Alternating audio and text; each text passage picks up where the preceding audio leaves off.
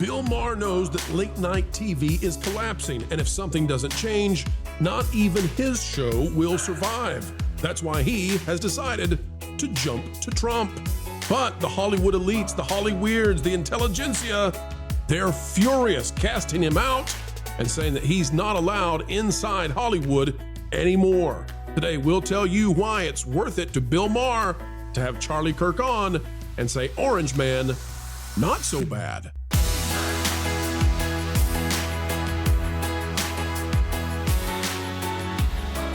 Hello, ladies and gentlemen. Welcome back to the Pro Channel, where we, as ever, endeavor to explain entertainment. Keeping you ahead of the culture curve is what we do. And take a look at this out of Red Wave Press. As we do, click the like button. They have the beginning of the Bill Maher show. We're going to be very careful today and not show you too much from the show itself, because my understanding is that there are people out there who are aggressive in making sure that this doesn't get disseminated too widely. But for news purposes, we'll play just a brief snippet so you can see how it started. Drink? No, I'm good. Thank you. You don't drink? No. Or smoke pot? No. And you're married and super Christian. We're going to get along great. And that's a very funny way to start, right? But, well, the Daily Beast and others, they are not handling this well.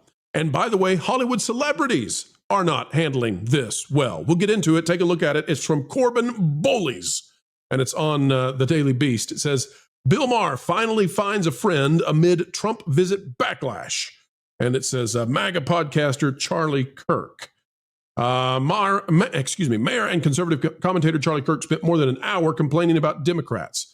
Now, they are furious about this. They are furious because they see this as normalizing the people on the right, or perhaps even the people in the middle right. The problem is that the Hollyweirds and the celebrities and the legacy going extinct dinosaur media, they don't understand that they're not normal, that they are trying to prevent the normal people from being normalized. Now, that's, listen, Bill Maher has managed to make his way into the sensible center.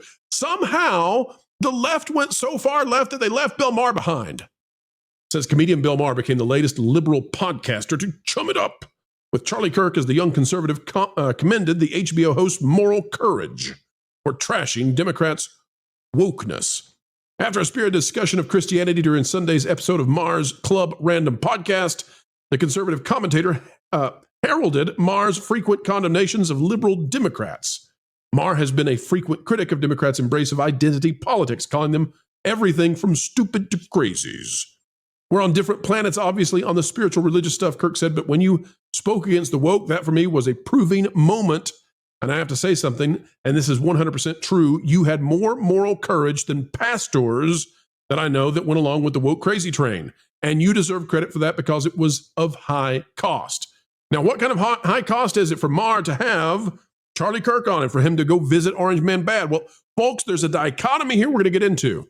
The cost and reward here is very interesting. Don't go anywhere, because the cost is presented to you right here on the screen. USA Today, Brendan Morrow has it. Larry David skewers Bill Maher. Trump meeting in satirical, yeah, you see the word. By the way, if you're just listening on your car's radio or something like that, it's the evil guy from the 1940s who, was evil, right, from Germany. So again, Larry David, the guy behind Seinfeld, the guy behind Curb Your Enthusiasm, he can't hold back his enthusiasm for doing the comparison that I think now is so tired and so loathsome that anybody who says it should just be put onto the crazy cabinet. And you say, no, you go in the cupboard because you have decided that you can't talk in a way that has any kind of logical backing. Like, once you go to this level, we're all so tired of it now because it is despicably mentally thin. Enough of it. All right, but Larry David, it says, does not sound happy about Maher's dinner with President Donald Trump.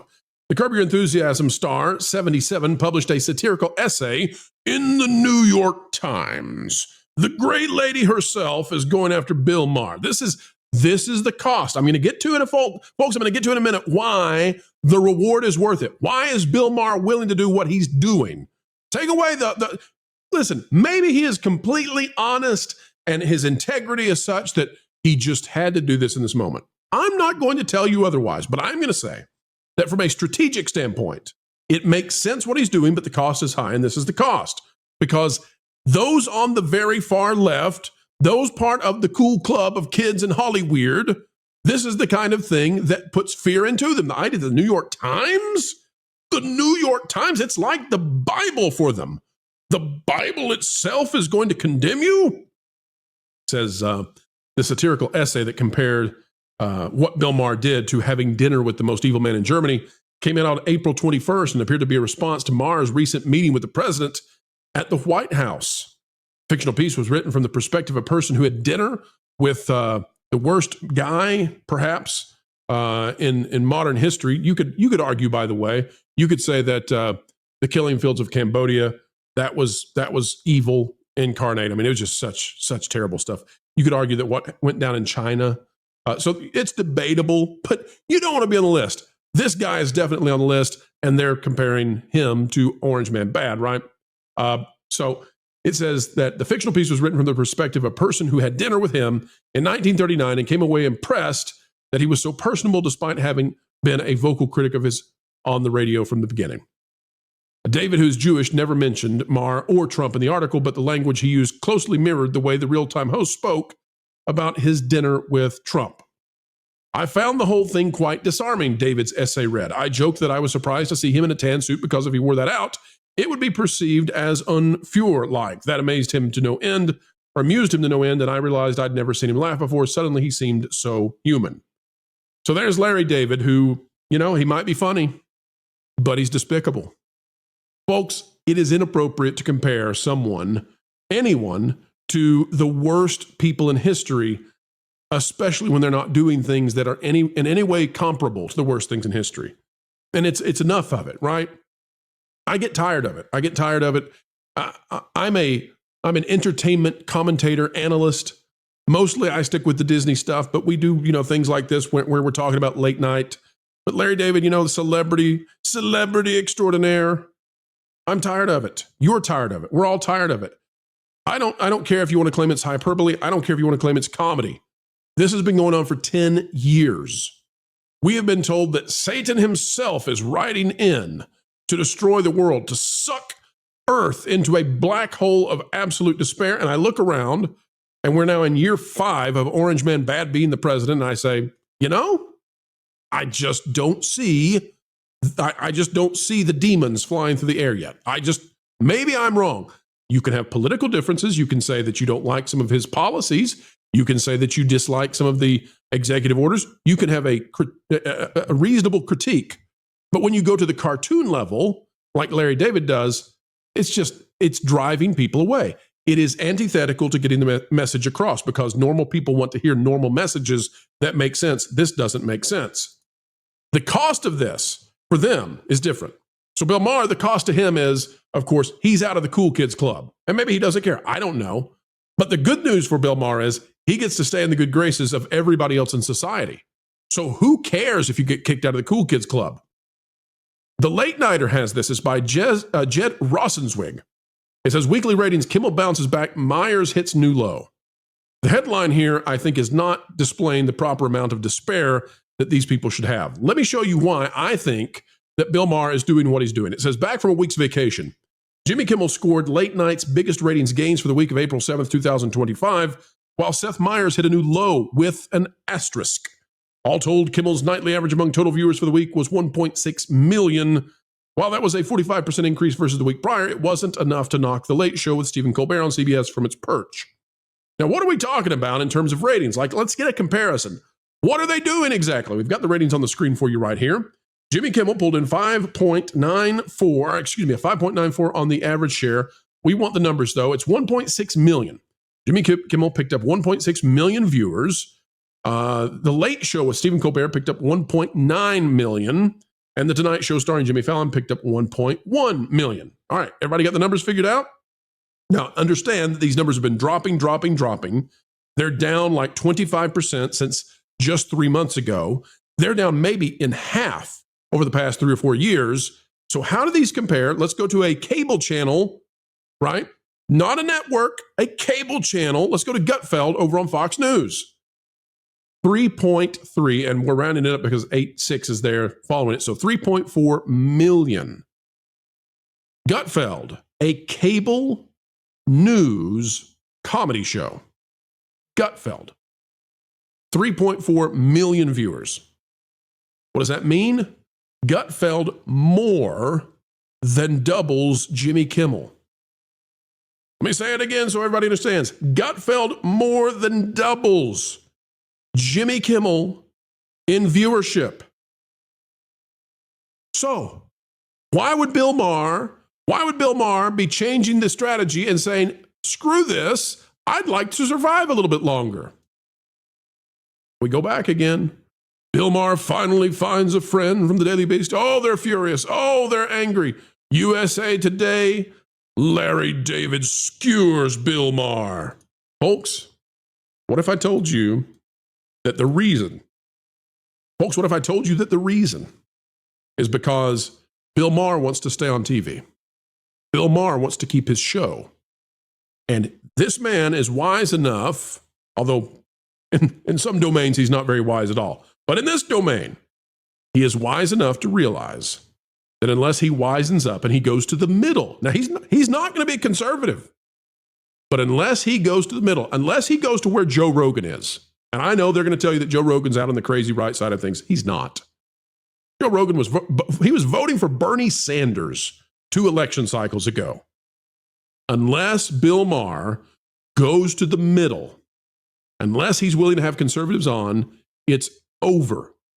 I'm here to tell you, it's over for Jimmy Kimmel. It's over for Stephen Colbert. It's over for Jimmy Fallon. And it's over for them because they will not change.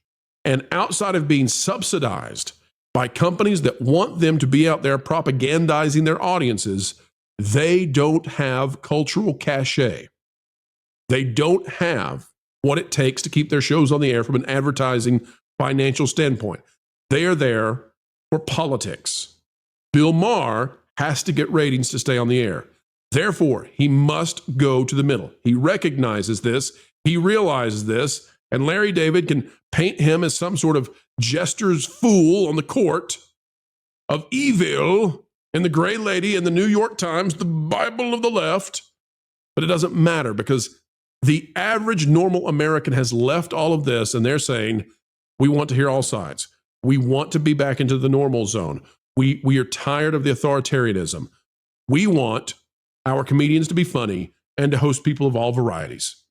That is infuriating to those who have been gatekeeping. So now they're screeching. Larry David is screeching, right? Hollywood is going to be screeching at Bill Maher. He's going to be castigated. He's going to be thrown away. He's outside the gates. He's no longer welcome. He's been kicked out of the club. He's excommunicated. But he'll still be communicating on television when those other 3 guys are gone. And when will they leave? Well, contracts are running out. Their days are running out. It, I believe, will be years, not decades. Late night TV will essentially be gone. But Bill Maher, should he still be kicking, will still be on with his show so long as he goes to the middle. That's where winning happens. Folks, winning happens on this channel when you click the like button. Share, subscribe, click it, stick it to the algorithms. It is the notification bell. Drop a comment down below. Let us know your thoughts. And if you're watching this video at the time of release, well, guess what, folks? We have another dandy of a day ready for you on The Pro Show coming out at noon Eastern. And for those of you wondering about the schedule, if you're wanting to catch our live stuff, well, we would love to have you join us live every 9 p.m. Eastern slot, Mondays and Wednesdays. You can check us out right here. To rephrase that better, Mondays and Wednesdays at 9 p.m. Eastern. Check us out here on the Pro Channel. Let's see if we can English better. And then on Tuesdays and Thursdays, it's at noon Eastern. So Mondays and Wednesdays are our evening shows, 9 p.m. Eastern, and Tuesdays and Thursdays are the midday show at noon Eastern if you want to catch us live. We would love to catch you over there and see you out there in the chat. Folks, it has been a great time spending time with you. Hope you come away with this, from this, with something that you've learned in terms of what's going on with late night and why Bill Maher is doing what he's doing. Folks, what we're doing is bringing you the entertainment analysis you need. Thanks for joining us today. Until the next time, keep learning, keep growing, and as always, keep having fun. Hey, Floral, guess what? You put a fork in Pro's microwave again. No, that was yesterday. I don't know that what. Oh, I've decided to give up on torturing Jonas. What? Why? In the same way the cat sleeps like 20 hours a day, that was like your purpose. I know, but I've decided there's bigger fish to fry. Okay. Like Lorne. I mean, think about it. Everybody loves him. He's a fan favorite, and frankly, he has almost no weaknesses I can find. Except that he's really smart. So, you want to annoy the one panelist without a single flaw, because he's smart. Yeah, like that winged statue at that fancy Paris museum thingy. I want to break the one thing that everyone loves most. So, kind of like the opposite of Rachel Zegler. Yeah, exactly. And I get to see her all the time at family reunions anyway. You get to see Rachel Zegler? Yeah. I mean, she's a total troll. Lives under a bridge, harasses billy goats, the whole 9 yards. It all makes sense now. Speaking of which, maybe she'll get me... I'm gonna call her on my... I'm gonna call her and see if she'll be in the next Indiana Jones.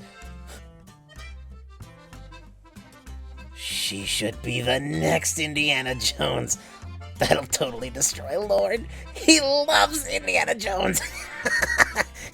Oh, that's cruel.